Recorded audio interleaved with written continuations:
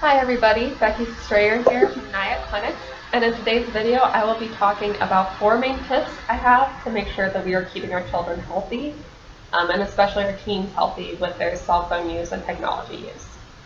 And so I'll go into detail about each tip. To start, tip number 1, making sure we are setting healthy rules and boundaries. And so keeping in mind, you are the parent, you are allowed to set these rules. You know your child's level of maturity, their level of responsibility. And so making sure we're setting our rules to kind of fill in whatever need our child will have. So if that is making sure that our child does not have cell phones around homework time and that they're able to focus on their homework.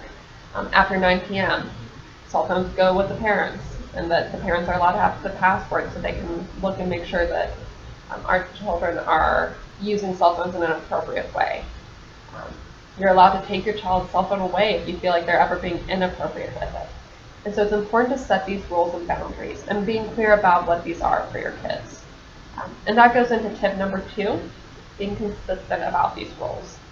I have so many times I hear kids be like, Mom took away my cell phone for the week, but I'll get it back on Tuesday. Okay, well that's only 2 days, and you said a week. Yeah, she doesn't follow through with it. Or I'll have the parents, they'll say you're not allowed to have your cell phone for a month, and meanwhile they'll hand their cell phone to their child while waiting or whatever it might be.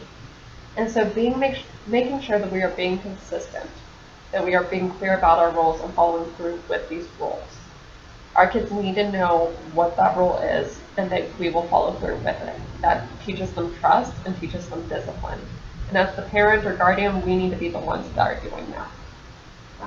Which goes into the tip number 3, making sure that we are modeling healthy behaviors.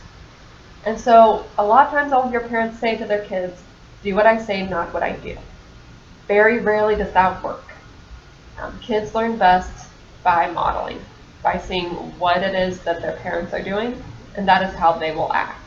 So making sure that we have a healthy relationship with our cell phones, that we aren't using our cell phones whenever we're having dinner with the family, that we aren't on it constantly, especially when our child is trying to talk to us about something. And so being aware of your own cell phone use, how much you're on it, and especially around your children, how much is that a distraction from quality time with your kids. And then the 4th and final tip is making sure that we are teaching our kids healthy coping skills. A lot of kids will say that their coping skill is their cell phone. We need to make sure that our child has other coping skills other than the tablet, the cell phone, whatever it might be. Because we need to make sure that they are set up for success. And so a lot of times I'll hear kids say, well, I listen to music and that calms me down, but all my music's on my cell phone.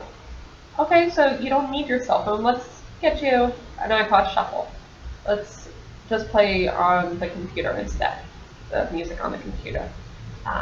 Or teaching them that they can journal, they can read, playing a game with the family, taking a shower when they're stressed out, taking a walk, doing these things and making sure that we're staying active. One of the rules that I know a lot of my parents that I work with will place is that their kids need to be active for at least an hour before they're allowed to use their cell phones or their technology that night. So making sure that our kids are still being kids and learning how to cope in a healthy manner without having to rely on cell phones. So again, 4 tips: healthy boundaries, rules, and making sure that we're following through with these rules, which is tip number 2, that consistency. Making sure we are modeling healthy behaviors and that we ourselves have a healthy relationship with our cell phones. And then also offering kids substitute coping strategies and teaching them healthy ways of coping.